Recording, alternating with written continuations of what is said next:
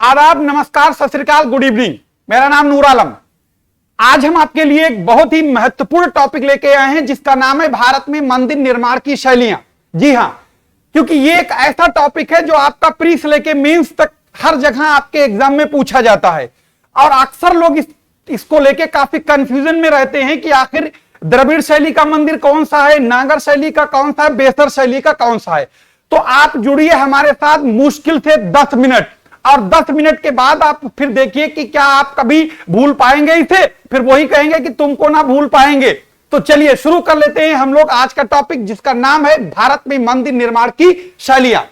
तो देखो, सबसे पहले तो आपको एक चीज बता दें कि अगर हम लोग देखें कि भारत में मंदिर निर्माण के जो साक्ष्य मिलते हैं वो सबसे यानी गुप्त काल से मिलना शुरू होते हैं। यानी कि अगर हम गुप्त काल से पहले की बात करें तो वहां पर मंदिर निर्माण के साक्ष्य नहीं मिलते हैं।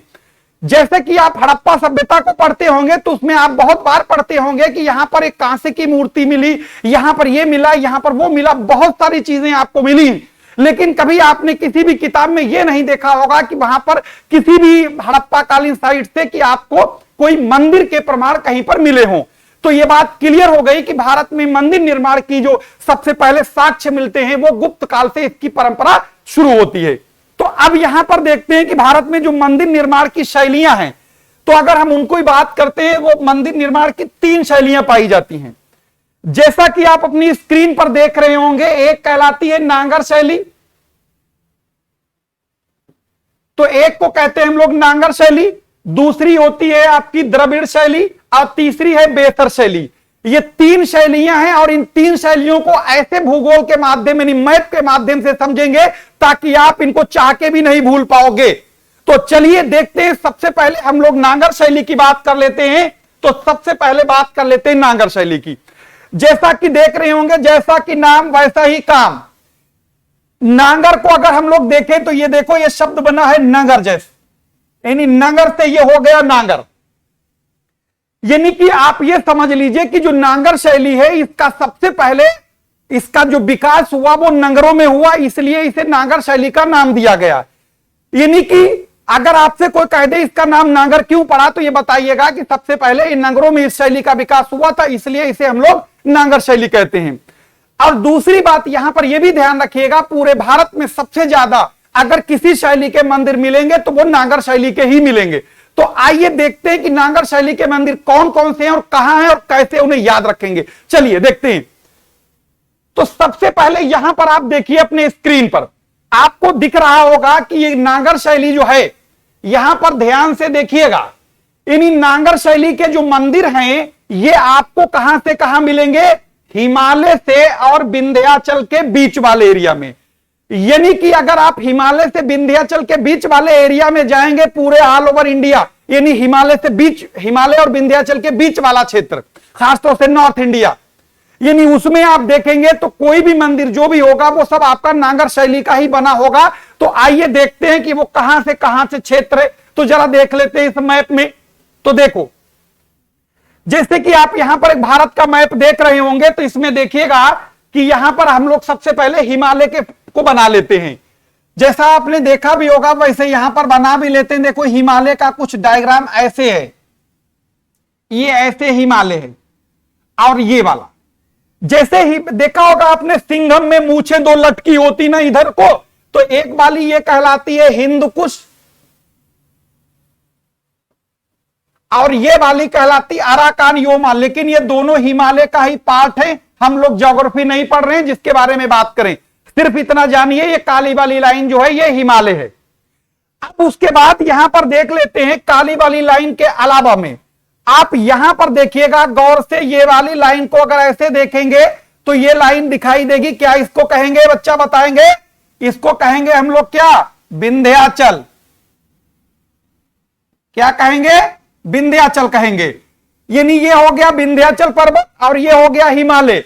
अब हिमालय और विंध्याचल पर्वत के बीच में पूरे नॉर्थ इंडिया में, यानी इस वाले एरिया में ध्यान रखिएगा, जहां कोई भी मंदिर मिलेगा तो बस एक ही शैली का होगा और वो होगी आपकी नांगर शैली। एग्जाम्पल गिनो बच्चा, यहां पर गिनो, राजस्थान में दिलवाड़ा मंदिर, कहो हाँ एक नांगर शैली। यहां पर राजस्थान में पुष्कर मंदिर, ब्रह्मा जी का अजमेर में नांगर शैली, गुजरात में आपका सोमनाथ मंदिर बहुत पॉपुलर है शैली नांगर। यहां आ जाओ खजुराहो का मंदिर मध्य प्रदेश शैली नांगर।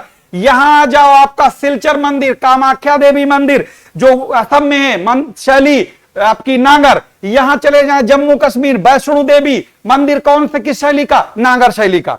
तो एक बार फिर से बता दें, जैसे यहां जम्मू कश्मीर में आप देखेंगे तो आपको यहां पर वैष्णो देवी नांगर शैली, यहां पुष्कर मंदिर नांगर शैली, दिलवाड़ा मंदिर राजस्थान में जो जैन धर्म का है नांगर शैली, गुजरात में आ गए सोमनाथ मंदिर नांगर शैली, खजुराहो मंदिर नांगर शैली, यहां पर आ गए सिलचर में कामाख्या देवी नांगर शैली। और यहां पर आ गए आप अगर यहां पर कहां उड़ीसा में आपके कौन कौन से मंदिर, सूर्य मंदिर, कोणार्क मंदिर, ये सब नांगर शैली के होंगे। तो चलिए अब एग्जाम्पल भी देख लें। तो एक मंदिर को अगर देखना हो नांगर शैली का तो आपको इस तरीके से दिखाई देगा।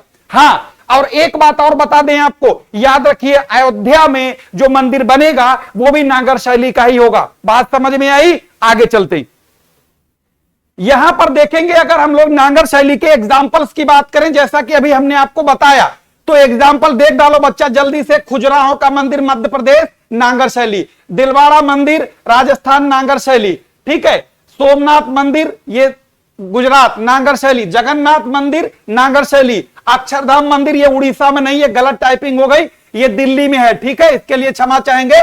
यहां पर ये दिल्ली में है। ये भी पुष्कर मंदिर राजस्थान, ये भी सूर्य मंदिर, ये सारे मंदिर जितने भी आपके एग्जाम्पल में दिए गए हैं ये सारे मंदिर आपके नांगर शैली के हैं। उम्मीद करते हैं नांगर शैली को आप समझ गए होंगे।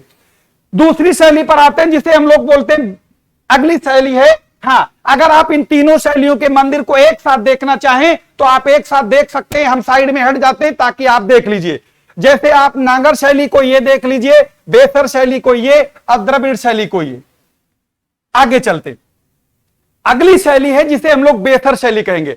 असल में बेसर शैली का मतलब होता है ये मिक्सचर है। मिक्सचर किस बात का है? ये मान लो ये आपका ये बेसर शैली है, इसी को देख लेते हैं। तो यहां पर इसमें बच्चा देखिएगा आधे लक्षण कैसे मिलेंगे? नांगर के। बाकी लक्षण किसके मिलेंगे? द्रविड़ के। तो इसका मतलब ये क्या है? ये मिलावट है, दोनों का मिलावट करके बनाई गई शैली बेसर शैली मिलेगी। कहां मिलेगी ये देखते हैं। तो यहां पर देखो इसे कैसे याद रखोगे। अगर आप जैसे नांगर शैली को आपने कहा था कि हिमालय और विंध्याचल के बीच में पाई जाती है, तो ठीक उसी तरीके से याद रखिएगा बेसर शैली आपके मध्य भारत में मिलती है और खास तौर से विंध्याचल पर्वत और कृष्णा नदी के बीच का क्षेत्र है। तो आइए देखते हैं कि कृष्णा नदी और विंध्याचल का बीच का क्षेत्र मैप में कहां पर पड़ेगा। तो अगर आप यहां पर देखेंगे, जैसे अगर यहां पर देखेंगे, आपने देखा होगा यहां पर एक पश्चिमी घाट में एक चोटी है, उसका नाम है महाबलेश्वर। महाबलेश्वर से एक नदी निकलती है जिस नदी का नाम है, आपने सुना होगा, और नहीं सुना तो आज सुन लेते हैं, और यही वो है कृष्णा। कहां से निकलती? यहां ऐसे आती, इन दोनों का बॉर्डर बनाती और यहां चली जाती है। और इससे पहले भी हम लोगों ने विंध्याचल कहां बनाई थी? ये विंध्याचल है। तो विंध्याचल और कृष्णा नदी के बीच का जो एरिया है, जैसे कि आप जहां तक हम ये लाइनें खींच रहे हैं इसको ध्यान से देखिएगा, ये पूरा का पूरा क्षेत्र जो है ये आपका क्या कहलाएगा? बेसर शैली का कहलाएगा। इसमें उड़ीसा का उत्तरी भाग शामिल नहीं है, ठीक है, ये वाला एरिया, इतना एरिया। तो इसमें क्या होगा? सभी मंदिर मिलेंगे, वो कैसे होंगे? बेसर शैली के होंगे।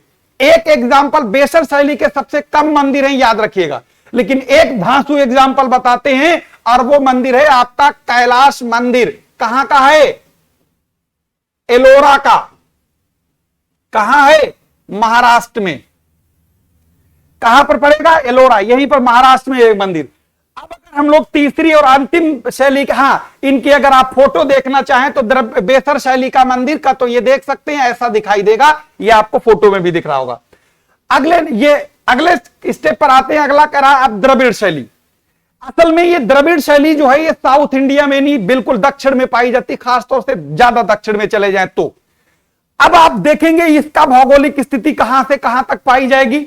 तो याद रखिएगा द्रविड़ शैली आपको मेनली कृष्णा नदी से लेकर कन्याकुमारी तक पाई जाएगी। कहां पर होगी अभी मैप में भी दिखाएंगे और एग्जाम्पल भी बताएंगे आपको।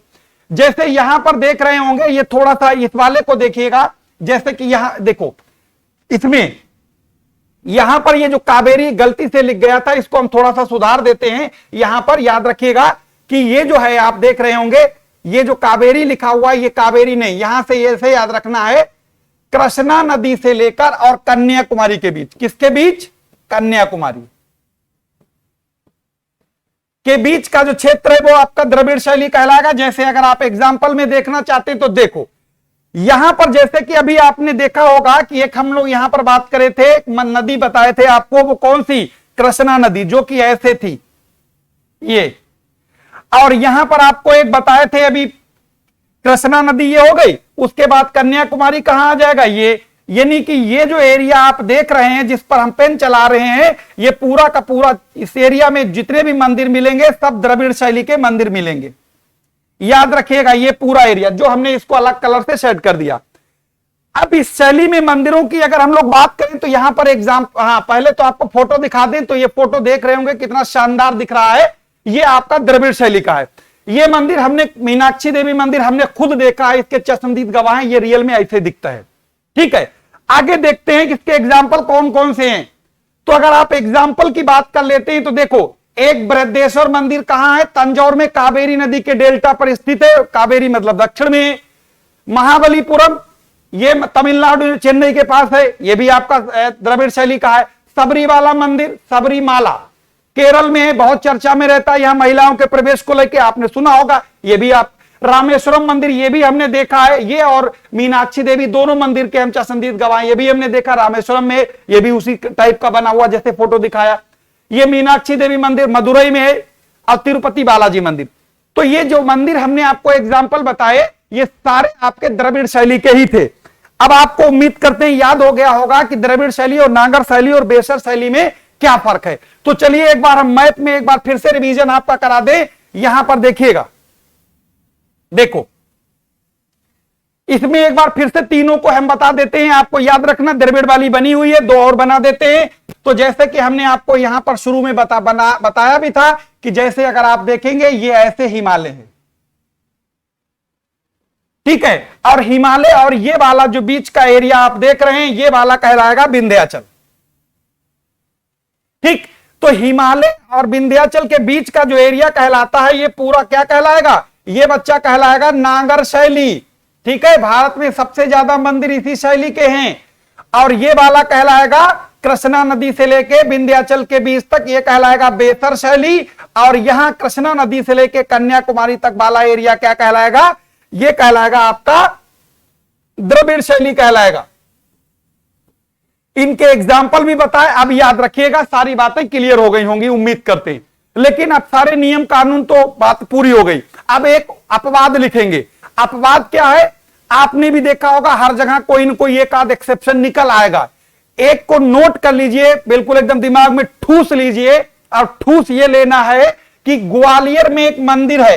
कहां? ग्वालियर में। ग्वालियर कहां मिलेगा? उत्तर में है, मध्य प्रदेश में है। तो ग्वालियर में एक मंदिर है, उस मंदिर का नाम है तेली का मंदिर। क्या नाम है? तेली का मंदिर। अगर आप देखेंगे लोकेशन के हिसाब से तो ग्वालियर की लोकेशन आपको यहां दिखाई देगी, ये। ठीक है, तो ये होना चाहिए था बेसर नागर शैली का, लेकिन ये मंदिर है किस शैली का? ये मंदिर है द्रविड़ शैली का। तो आपसे यही एग्जाम में पूछा जाता है कि द्रविड़ शैली का एकमात्र उत्तर भारत में मंदिर है, वो कौन सा है? तो कौन सा मंदिर है? आपका तेली का मंदिर, ग्वालियर। तो उम्मीद करते हैं इस वीडियो में दी गई जानकारी आपको पसंद आई होगी। अगर पसंद आई हो तो ये डिसलाइक, अगर आपको नहीं पसंद आई हो तो डिसलाइक। अब दोनों स्थिति में चैनल को सब्सक्राइब करना। ये बिल्कुल इसी तरीके से आपको फिर अगले वीडियो में नई जानकारी और नई एनर्जी के साथ और नए इंपॉर्टेंट किसी खास टॉपिक के साथ फिर आपसे हमारी मुलाकात होगी। जब तक के लिए धन्यवाद।